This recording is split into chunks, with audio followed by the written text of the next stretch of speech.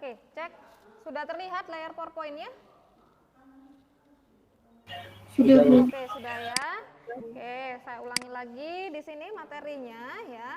Jadi ada 4 fase pada siklus menstruasi, yaitu ada fase menstruasi ya, fase praovulasi, fase ovulasi, dan fase pasca ovulasi. Dikatakan fase menstruasi ini ketika sel sperma dan ovum tidak dibuahi. Jadi sebenarnya ini proses ketika keluarnya darah menstruasi, ini berlangsung kurang lebih selama 5 hari ya, di mana korpus luteumnya nanti akan menghasilkan produksi hormon estrogen dan progesteron. Nah, di sini kadar hormon dalam darah akan turun secara mendadak ya, dan endometrium akan meluruh ya. Sehingga pada tahapan fase menstruasi ini ya, kalau kalian lihat di sini ya, yang berlangsung selama 5 hari, yaitu proses menstruasi yang kalian alami setiap bulannya, itu kenapa disarankan kalian tidak melakukan aktivitas yang terlalu berat atau membahayakan perut kalian. Mengapa? Karena pada tahapan fase menstruasi ini ya, dinding rahim dalam keadaan meluruh, yang artinya rahim kalian dalam keadaan tipis. Nah, dan ini cukup riskan sekali. Dan darah menstruasi yang keluar cukup banyak, sehingga buat beberapa perempuan dia akan mengalami mungkin pusing atau mual ya dari pengaruh hormon ya.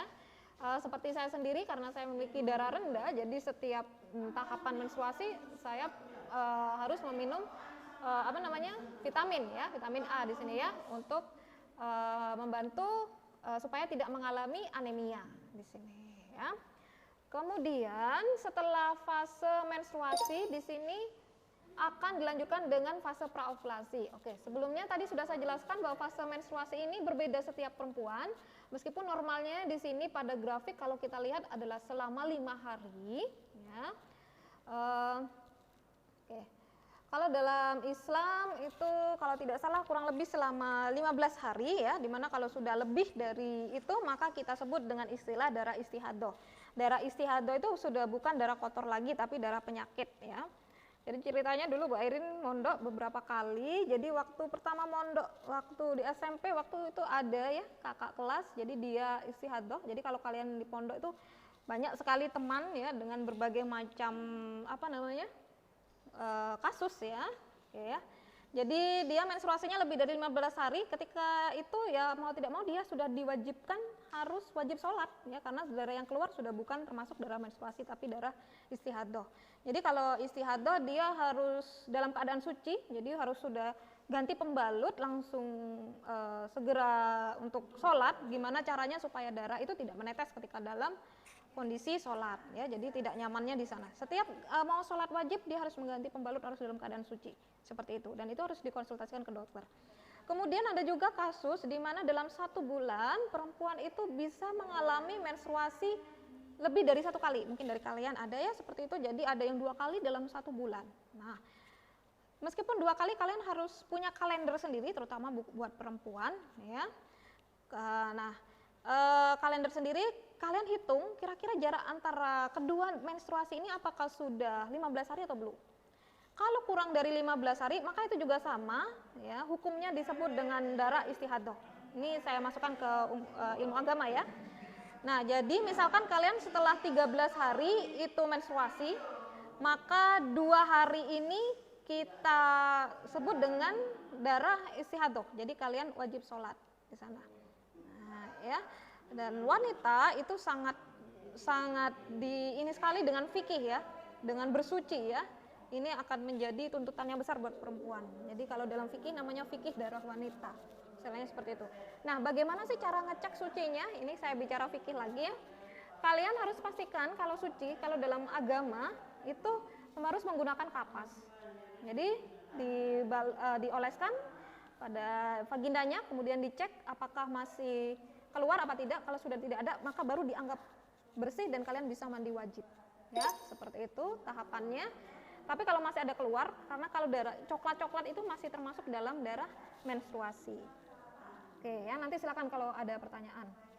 Kemudian di sini adalah fase praovulasi ya. Kemudian kita lihat di sini ya, hormon hormon LH, kemudian di sini ada kenaikan hormon progesteron pada saat fase pasca ovulasi, seperti itu ya. Kemudian fase ovulasi ini hanya sebentar ya, di tanggal 14 saja, kemudian setelah itu di hari ke-14 maksud saya, kemudian setelah itu baru masuk ke fase pasca ovulasi. Nah, kalau kalian penasaran seperti apa sih corpus luteum, nah ini adalah gambar corpus luteum seperti ini. Nah, ini corpus luteum yang nanti ini akan membentuk folikel.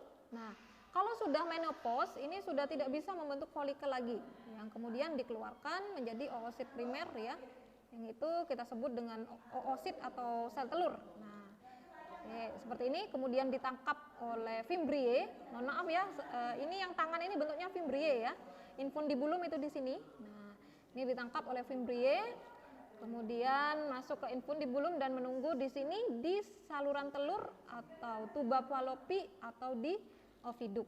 Nah, menunggu siapa? Menunggu sperma ya, untuk terjadi proses fertilisasi. Oke, silakan kalau mau ada pertanyaan. Ada yang mau ditanyakan sebelum saya lanjut ke kehamilan? Oke, kalau tidak ada saya lanjutkan. Nah, itu tadi menstruasi kalau seandainya tidak bertemu antara sperma dan sel telur. Bagaimana kalau terjadi pertemuan? Nah, maka kita sebut dengan nama fertilisasi. Jadi fertilisasi adalah peleburan dua macam gamet, yaitu sperma dan ovum, yang kemudian menjadi zigot, lalu menjadi individu baru dengan sifat genetik dari kedua induknya. Kenapa kok kedua induknya? Karena prosesnya peleburan dua gamet, ya, sperma dan ovum. Nah, ini membelah, ya. Jadi awalnya setelah fertilisasi itu berubah menjadi zigot, kemudian membelah menjadi morula, kemudian blastula, gastrula, barulah menjadi embrio. Nah, embrio ini akan tumbuh dan berkembang yang biasa kita sebut dengan janin atau fetus. Nah, janin ini akan melekat pada plasenta dan dihubungkan dengan tali pusar.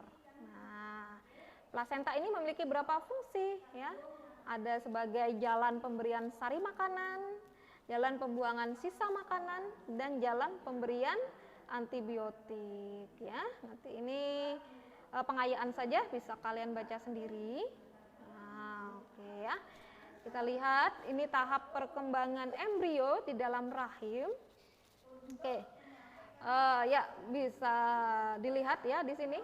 Nah, oke ya, ini ketika berumur 9 minggu ya.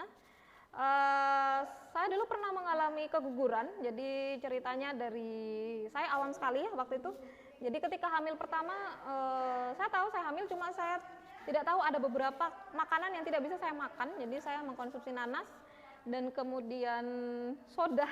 Jadi waktu itu pas makan bersama keluarga ya, pesan soda gembira ya, itu panas ya, nggak boleh ketika hamil, saya tidak tahu dan saya minum itu.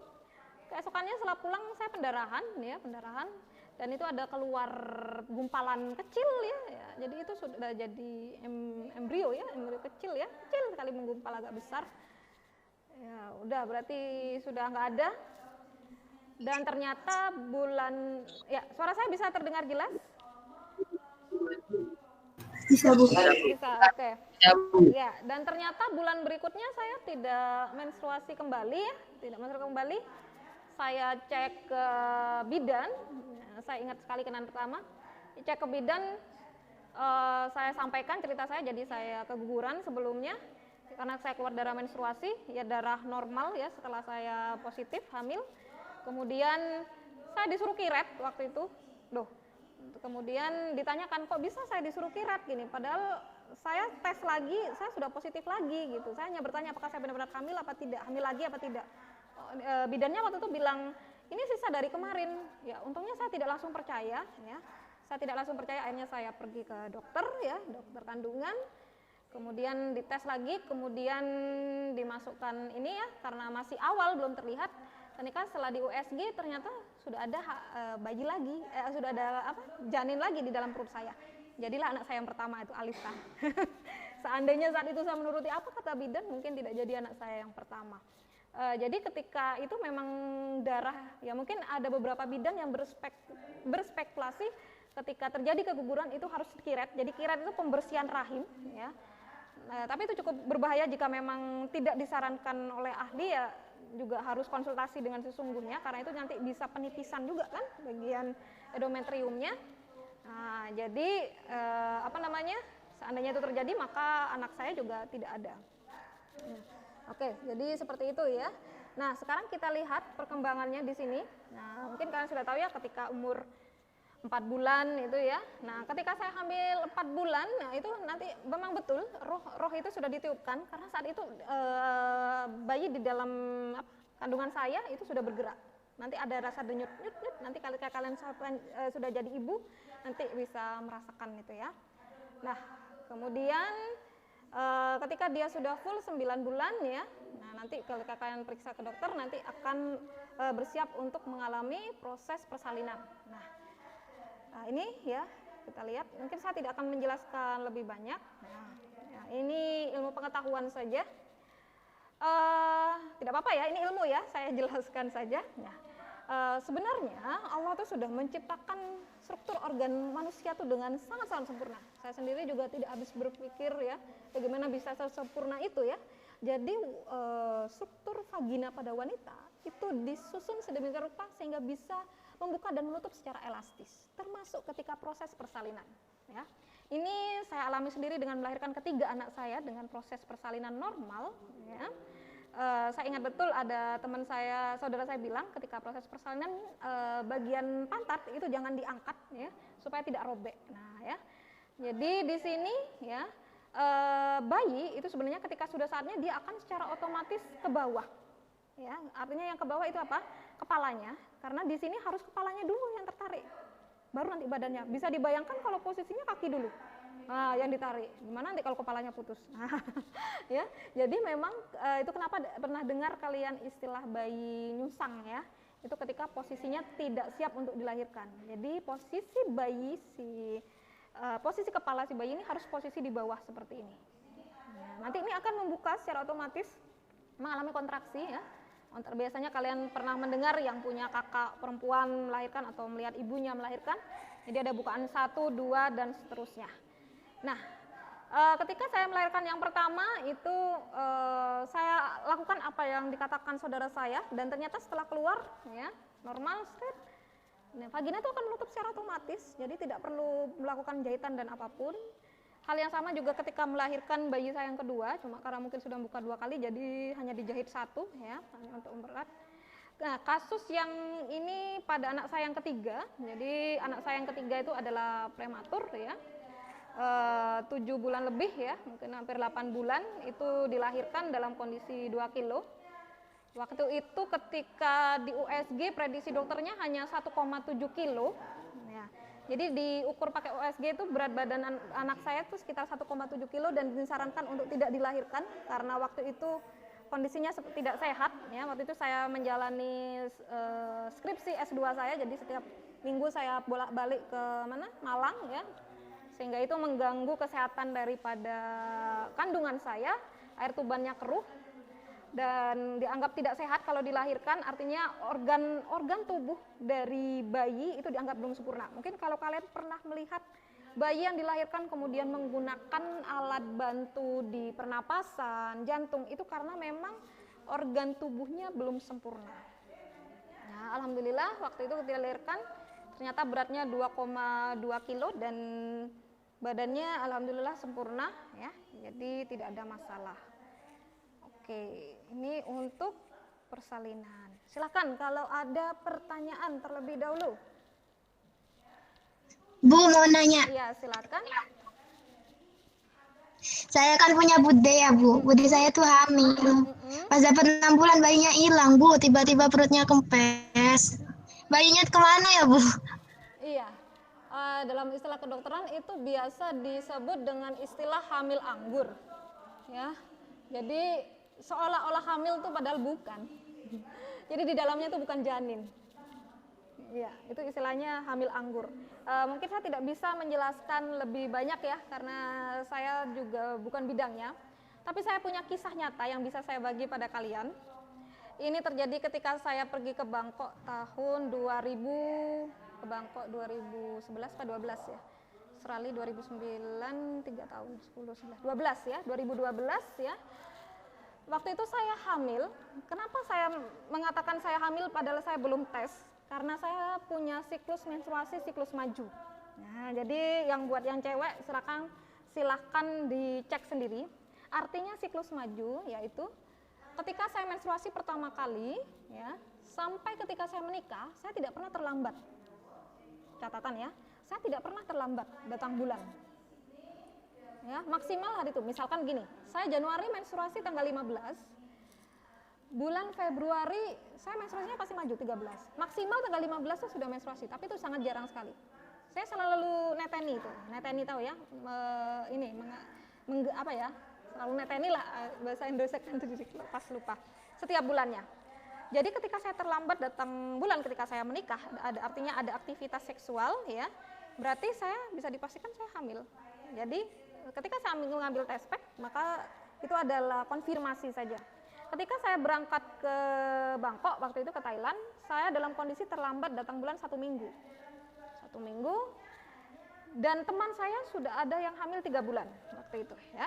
Kita berangkat ke Bangkok, dan bisa saya bilang saya paling nggak suka Bangkok. Jadi kalau dibanding Australia, Eropa, saya masih lebih senang ya. Bangkok itu kotor, bau babi di mana-mana. Sudahlah, hedonis sekali ya. Saya sangat tidak suka Bangkok. Ya, ketika nyampe di sana kita bingung karena mencari makanan halal itu sangat susah. Jadi kalau di Australia, negara Eropa masih banyak warga Indonesia yang memasakkan untuk kita. Kalau di Australia itu masih banyak warung-warung Malaysian restoran, jadi ada tulisan halal. Setiap saya keluar negeri, prinsip saya adalah makanan saya harus halal. Itu prinsip saya kalau kemana-mana. Nah, sampai saya pernah di Australia ketika teman-teman beli ini, kamu nggak mau beli McD, kamu nggak perlu, tidak. Selama tidak ada tulisan halal, label halal, saya tidak mau makan. Itu prinsip saya, yang saya pegang sampai sekarang.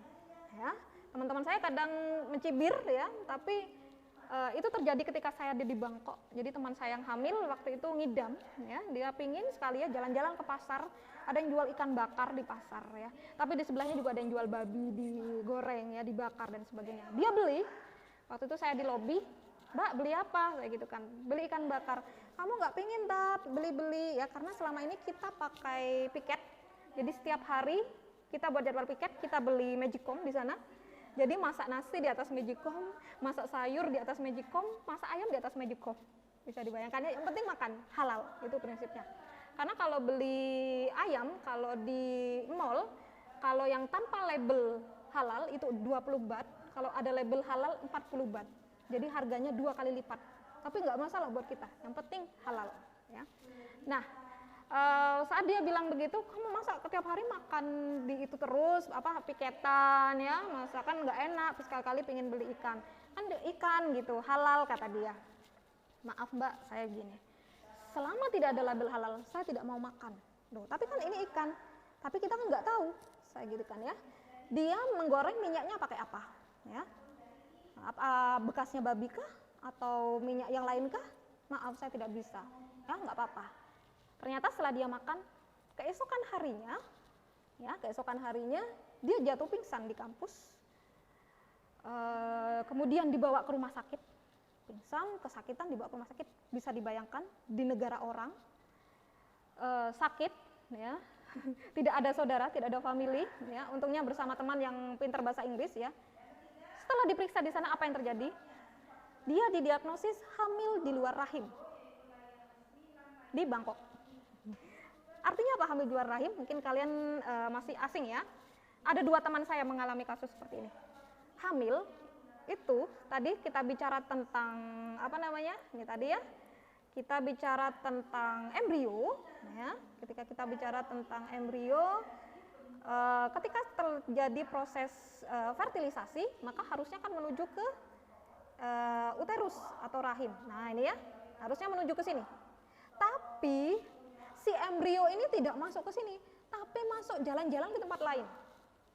Ada yang ke lambung, Ada yang ke usus, bisa dibayangkan ya, si sel telur tadi yang sudah menjadi embrio, jadi tidak jalan ke sini tapi ke tempat lain. Ini namanya dalam istilah medis namanya hamil di luar rahim. Nah, itu yang terjadi pada teman saya. Akibatnya apa kalau hamil di luar rahim? Yang harusnya kalau di rahim dia mendapat asupan makanan, ada plasenta di sana, dia bingung dapat asupan makanan dari mana. Akhirnya dia menggerogoti lambung dan usus sehingga kesakitan. Dia kesakitan. Ketika pulang saya tanya, "Mbak, gimana?" Apa yang dia katakan? "Apa ini hukuman dari Allah ya?" kata dia. "Karena saya makan makanan yang tidak jelas haram halalnya."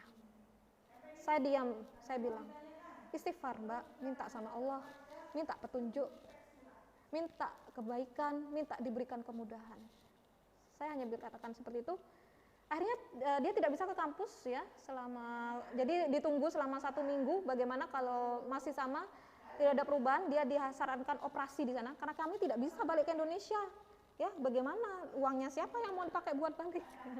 Udah pesan pesawatnya, jadi mau nggak mau harus melakukan operasi di sana. Nah, akhirnya dia tiap malam sholat, terus dia bercerita jarak 3 hari setelah sholat, "Saya mimpi," kata dia, "saya mimpi payudara saya keluar darah," kata dia. Setelah mimpi payudara dia keluar darah, keesokan paginya dia pendarahan. Dia pendarahan, keluar darah banyak seperti menstruasi. Kemudian jarak 5 hari dia dibawa lagi untuk periksa. Apa kata dokternya? Kaget, bersih. Ternyata yang dianggap di luar rahim tadi itu sudah tidak ada. Loh, kok tidak ada, kata dokternya. Dan ini hanya diceritakan kepada saya. Tidak ada temannya yang tahu. Dia tidak bercerita ke teman yang lain. Maksudnya, ya temannya tahu kalau itu bersih, tapi tidak bercerita tentang asal muasal dia makan, beli ikan dan lain sebagainya, tidak. Hanya diceritakan kepada saya dan saya pun menyimpan rahasianya sampai saat ini. Ya, jadi dokternya takjub, ini sudah bersih, tidak perlu melakukan operasi lagi, kata dia. Nangis dia. Nangis, dia bercerita, saya berjanji saya nggak akan makan sembarangan tanpa jelas haram halalnya, kata dia. Nah, ya. Kemudian ketika saya bertemu lagi, anak saya sudah lahir, ya. Dia bertanya, "Anakmu umur berapa?" kata dia. Sudah umur 2 tahun. Dia bilang mengenang, andai saya tidak guguran, mungkin usianya sama dengan anakmu.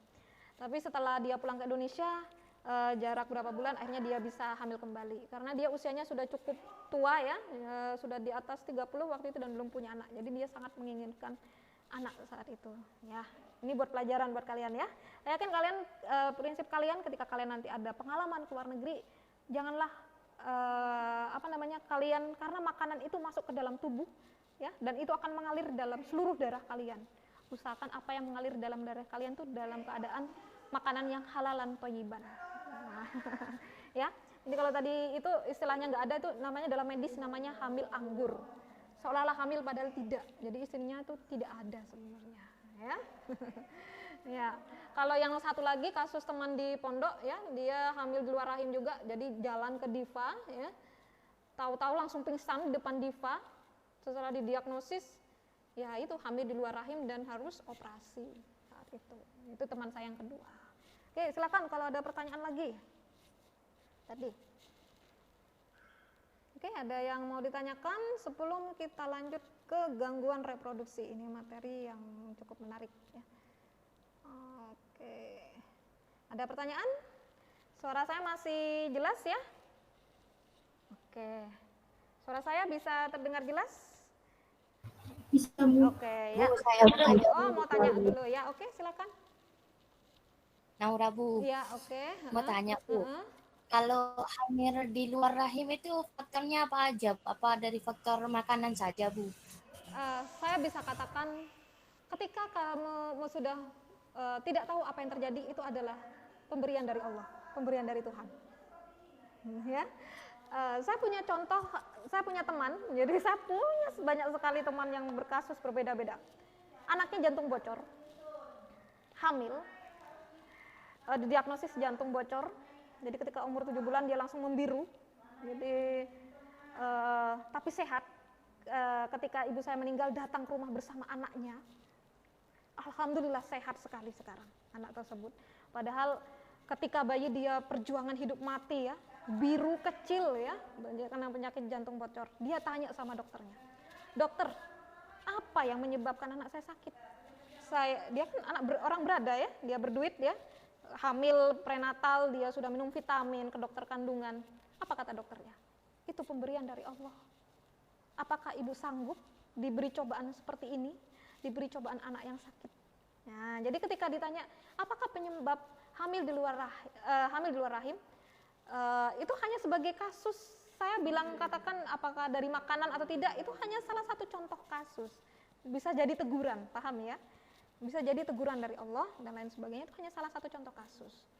Nah, ya, manusia namanya musibah itu kita analogikan. Jadi tidak semua apa yang terjadi dalam hidup itu bisa dijelaskan secara ilmiah. Tidak. Ya. Itu kenapa Einstein ini saya pelajari setelah saya menjadi guru. Itu kenapa Einstein berkata, semakin kalian mempelajari sains, semakin kalian percaya adanya Tuhan. Itu Einstein yang berkata. Tapi hidayah tidak datang pada semua orang. Kalau kalian suka, nanti udah kuliah, misalkan suka baca buku yang berat-berat, mungkin saya sarankan buku Dan Brown, itu favorit saya. Buku ilmiah, dia seorang, Dan Brown itu karyanya sudah difilmkan, Leonardo Da Vinci Code, ya, tentang kode Da Vinci, teori deret Fibonacci dan lain sebagainya, ya. Dia juga ahli seni, ahli sains. Dia juga mengatakan secara tersirat sebenarnya Islam itu agama yang benar, tapi hidayah tidak datang. Nah, seperti itu. Jadi tidak semuanya itu bisa dijawab dengan medis, dengan bicara sains, ya. Nah, sama ketika penyakit, ya mungkin ini cobaan dari Allah, ya. Mungkin ini disebabkan, ya mungkin selain pola hidup pastinya yang menjadi penyebabnya, tapi sekali lagi ada faktor-faktor lain yang tidak bisa kita jawab secara ilmiah, ya. Selain pastinya kita harus menjaga pola makan, ya, pola kesehatan, ya, karena nanti kita akan bicara pada gangguan pada sistem reproduksi. Bu, apakah hamil di luar rahim ini harus selalu dioperasi? Ada satu contoh kasus yang sukses di Australia.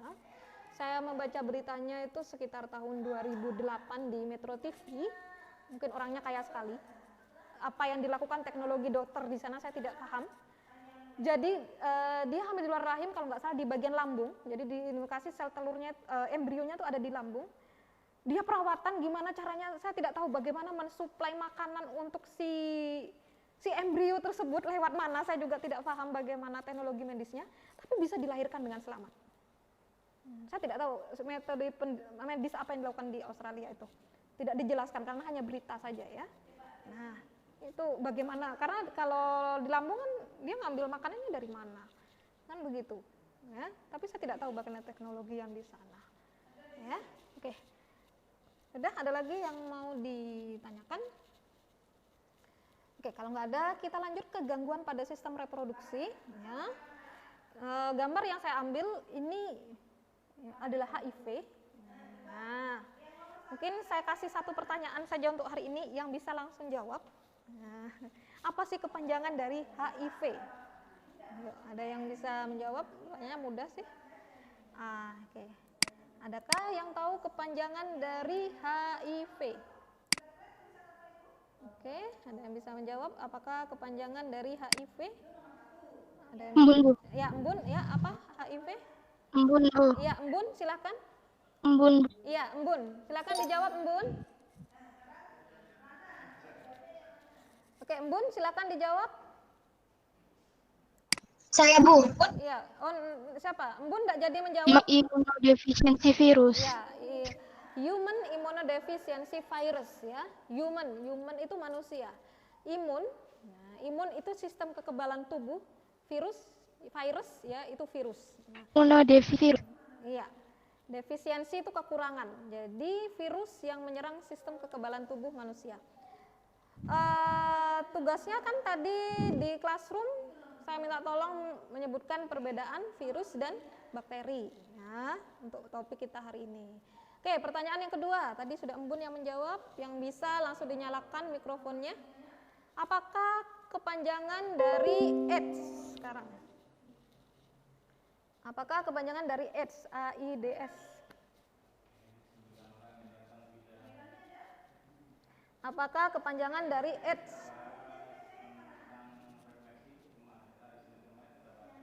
Ada yang bisa menjawab apakah kepanjangan dari AIDS? AIDS.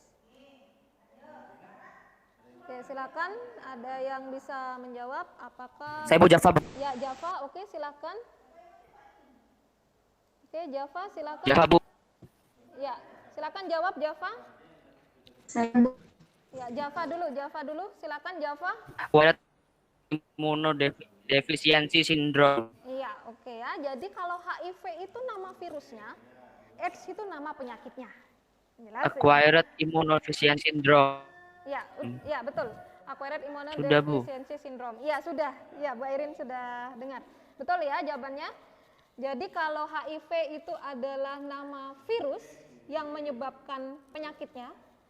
Kalau AIDS itu berarti nama penyakitnya. Oke.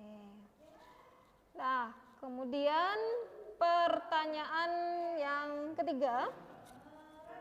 Nah, bagian manakah dari sistem kekebalan tubuh yang diserang oleh HIV? Bagian manakah dari sistem kekebalan tubuh yang diserang oleh HIV? Oke, bagian manakah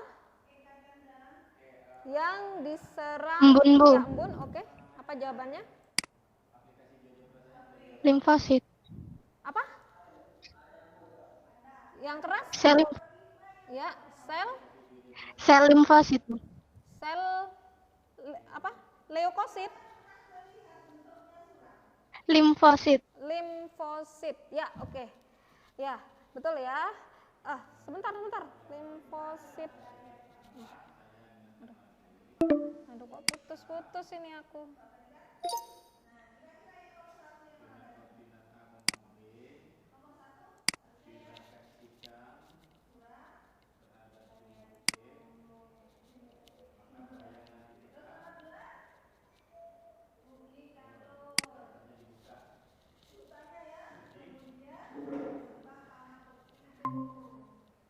Aduh, aku terlempar ini.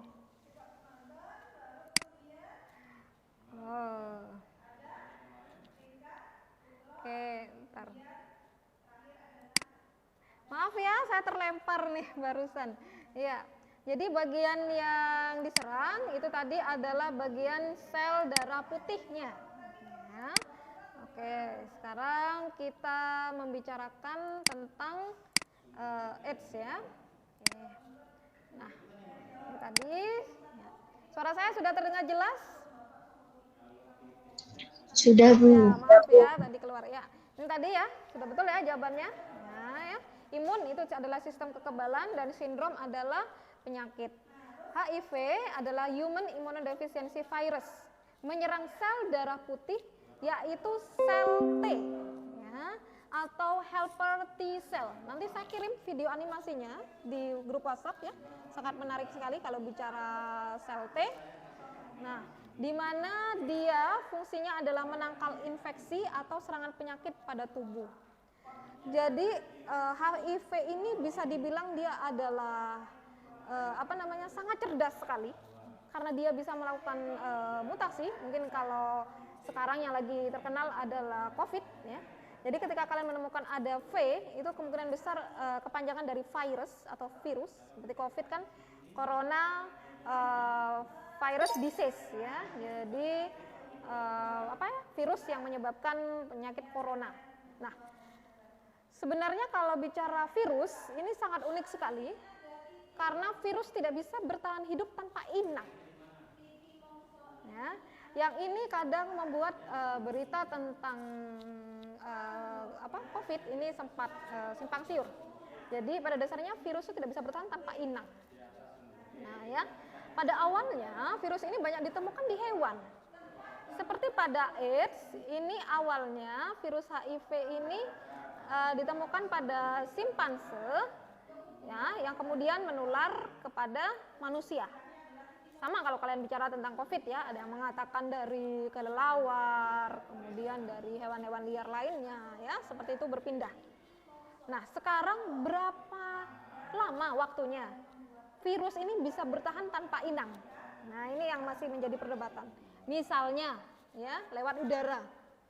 ya, lewat benda yang dipegang kemudian berpindah, ya, lewat misalkan sempat ada berita lewat uang dan lain sebagainya, meskipun itu masih belum tahu kebenarannya. Nah, ini yang menjadi virus itu unik. Berapa lama dia bisa bertahan tanpa inang.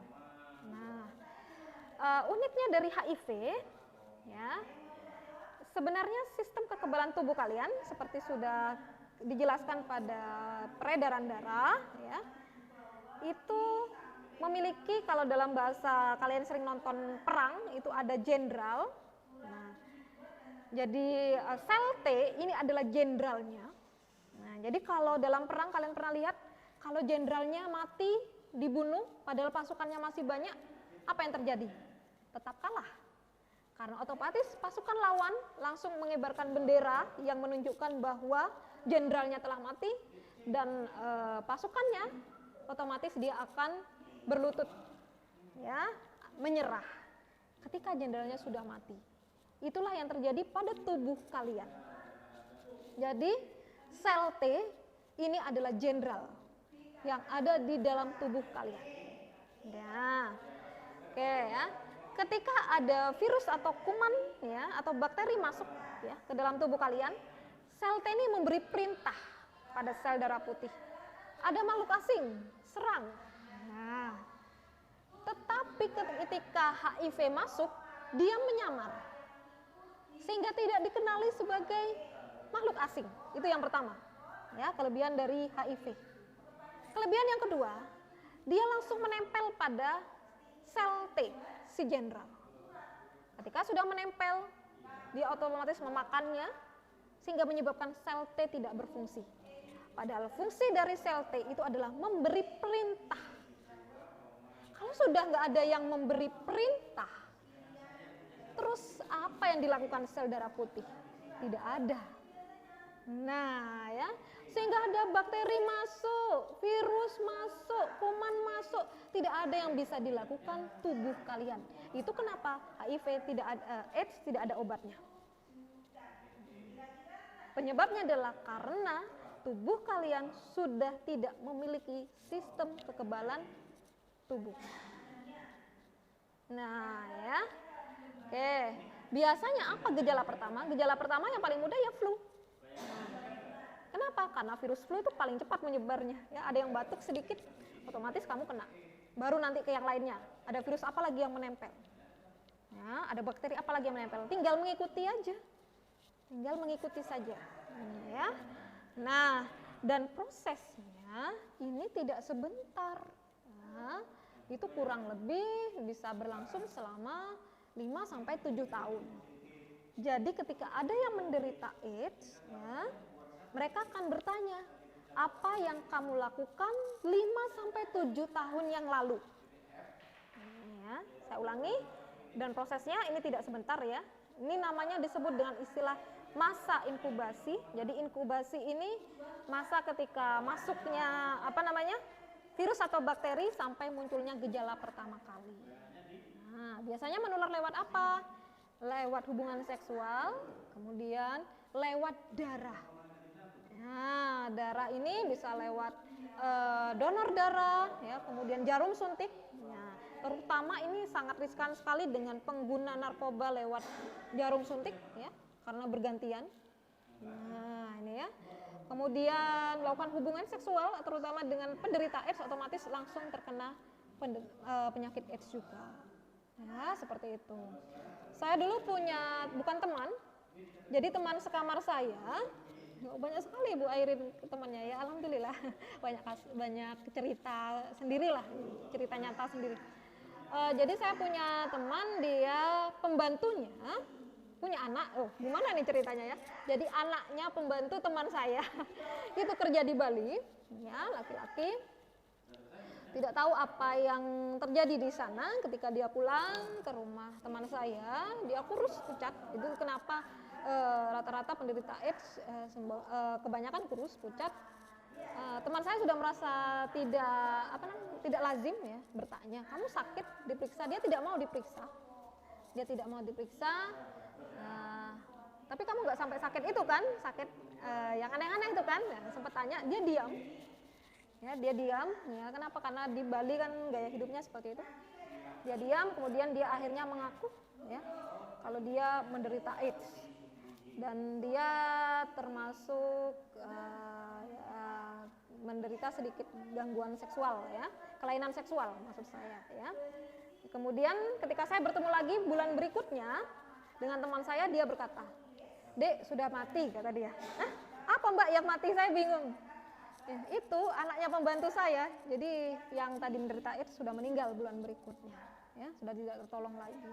Ya, dia sudah menderita kesakitan, ya, sakit lambung dan lain sebagainya. Jadi udah tidak bisa bertahan seperti itu, ya. Jadi, nah kalau kita lihat di sini, ya, ini kalau sudah terkena apanya, kulitnya seperti ini, bahkan ada yang sampai keluar belatung, ya. Nah, itu kalau belatung ada darahnya itu sangat bahaya sekali.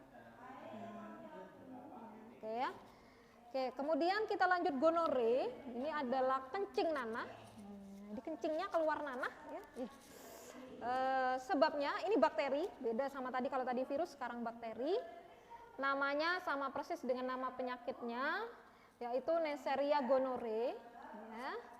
Penularannya kontak seksual, gejalanya merasakan sakit saat kencing, ya, sampai keluar nanah. Nah, kemudian rusak saluran spermanya pada laki-laki dan tuba falopi pada wanita yang menyebabkan kemandulan. Nah, ini kalau bakterinya seperti ini bentuknya dan bisa sampai menyerang mata seperti ini. Ya.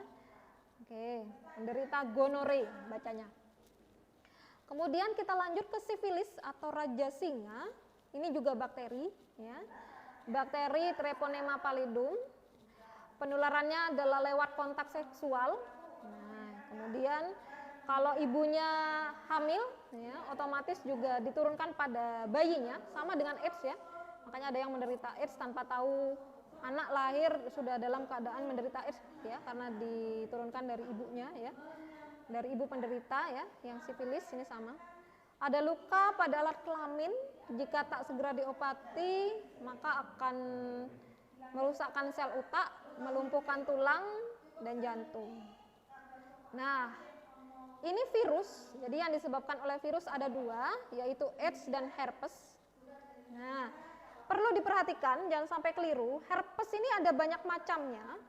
Nah, kalau herpes yang ini namanya adalah herpes simplex genitalis, dari bahasa genital yang artinya alat kelamin, ya.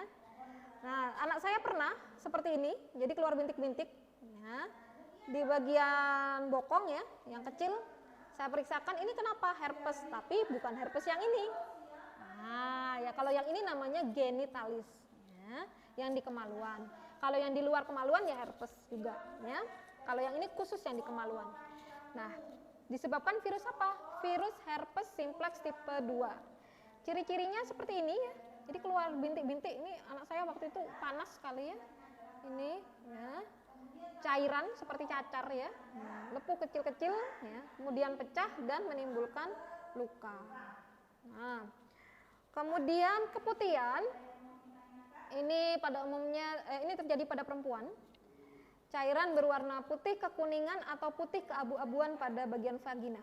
Biasanya ini dialami perempuan ketika menjelang dan setelah menstruasi. Nah, cairan tersebut bersifat encer atau kental, berbau tidak sedap dan dapat menyebabkan rasa gatal. Ini disebabkan oleh jamur. Berbahaya kalau seandainya keputihan tersebut dia baunya sangat menyengat, ya, apalagi warnanya sampai kehijauan. Nah, ya, itu akan sangat berbahaya. Itu kalian harus melakukan pemeriksaan. Oke, sampai di sini silakan yang mau ditanyakan terlebih dahulu tentang gangguan sistem reproduksi. Silakan. Materi kita sudah selesai. Silakan kalau ada mau pertanyaan, nggak apa-apa. Tentang gangguan sistem reproduksi, ada yang mau ditanyakan? Sudah paham semua? Ada yang mau ditanyakan? Bu, mau tanya, ya, Bu. Oke, silakan. Kan teman saya katanya kena penyakit herpes, Bu. Katanya itu dari hewan. Emang benar, Bu? Herpes itu bisa jadi dari hewan, Bu? Bisa jadi, tapi itu sebenarnya virus sebenarnya, ya. Mungkin bahasanya yang lebih mudah dimengerti. Nanti dikasih salep kok sama bidannya atau dokternya. Jadi itu sebenarnya virus ya. Ya, mungkin pembawanya. Nah, karena kita tahu kan virus kan harus ada inang. Nah, dia nggak bisa hidup kalau nggak ada inang. Nah, AIDS, HIV itu awalnya dari simpanse kan, yang berpindah. Nah, jadi bisa jadi yang membawakan virus herpesnya tadi dibawa oleh hewan, ya. Kemudian berpindah ke tubuh temannya. Tapi selama bukan di alat kelamin, ya herpes biasa saja, ya. Kalau ini kan herpes genitalis, jadi khusus di alat kelaminnya. Oke, silakan kalau ada pertanyaan yang lain, pertanyaan yang bagus. Ada lagi yang mau ditanyakan? Silakan. Oke, ada yang mau ditanyakan? Oke. Jadi sebagian besar di sini ini adalah masuk dalam PMS atau penyakit menular seksual ya.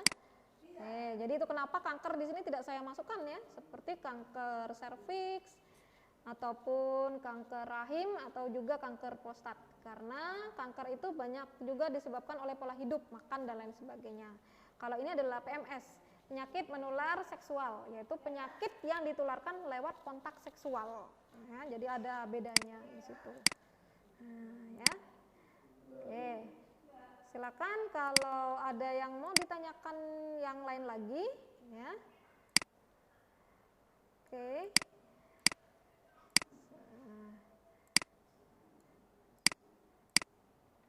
Oke, silakan.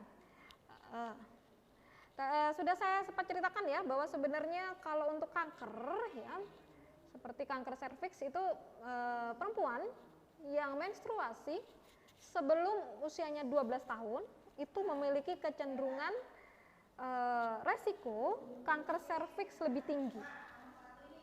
Nah, ya, disimpan saja. Mungkin kalau dari kalian ada yang sudah menstruasi sebelum umur 12 tahun disimpan saja, ya, tidak perlu diungkapkan. Ya. Jadi itu memiliki kecenderungan, ini pernah saya dapatkan materi ini saat ikut mengikuti seminar kanker ya, seminar kanker serviks di puskesmas ya. Jadi waktu itu saya pap smear ya di situ. Jadi disampaikan bahwa yang memiliki kecenderungan diantaranya yang pertama itu tadi ya, menstruasi sebelum usia 12 tahun. Itu memiliki kecenderungan kanker serviks lebih tinggi dibandingkan yang lain. Ya. Kemudian ya pastinya aktivitas seksual yang tidak lazim ya. Oke. Itu kenapa kalian diharapkan nanti melakukan aktivitas seksualnya setelah menikah ya. Jadi dalam Islam sendiri sudah dijelaskan la taqrabuz zina ya. Artinya janganlah kamu mendekati zina. Karena jika kamu melakukannya, aku akan mengalungimu dengan kalung kesusahan. Itu kata Allah ya. Jadi akan diberikan kesulitan. Ini terjadi pada beberapa teman saya. Jadi teman saya itu dia dari kampus negeri ya, nilainya juga bagus ya, tapi pacaran bolak-balik juga ya. Ngelamar kerja di mana-mana nggak diterima ya. Kemudian akhirnya dia memutuskan untuk menikah. Setelah menikah dia mengajukan lamaran pekerjaan dan anehnya dia langsung diterima. Saat itu dia tidak habis pikir dan bercerita pada saya. Ya. Mungkin setelah itu Allah membukakan pintu rezekinya setelah bertobat. Ya, jadi kadang hal-hal seperti itu yang sesuatu yang tidak bisa dijelaskan dengan sains ya, itu terjadi dalam kehidupan sehari-hari. Dan mungkin sudah pernah saya jelaskan ya bahwa sebenarnya membaca Al-Quran, itu dalam penelitian yang dilakukan di Jepang. Jepang ini melakukan penelitian ya. Jadi dia melakukan penelitian dari 3 ruangan. Jadi yang satu ruangan penderita kanker tidak diberikan terapi apa-apa, ruangan kedua diberikan terapi dengan dibacakan bahasa Arab ya, tapi bukan ayat Al-Quran. Kemudian terapi 3 dibacakan ayat Al-Quran. Nah, yang dibacakan ayat Al-Quran ini sel kankernya akan berkurang kurang lebih sampai 40%. Seperti itu ya. Oke, silakan kalau ada yang mau ditanyakan lagi sebelum saya tutup meeting kita pada siang hari ini. Nah, udah sampai siang, nggak apa-apa. Oke, kalau tidak ada, saya akhiri. Terima kasih atas kehadiran kalian. Wabillahi taufik walhidayah. Wassalamualaikum warahmatullahi wabarakatuh.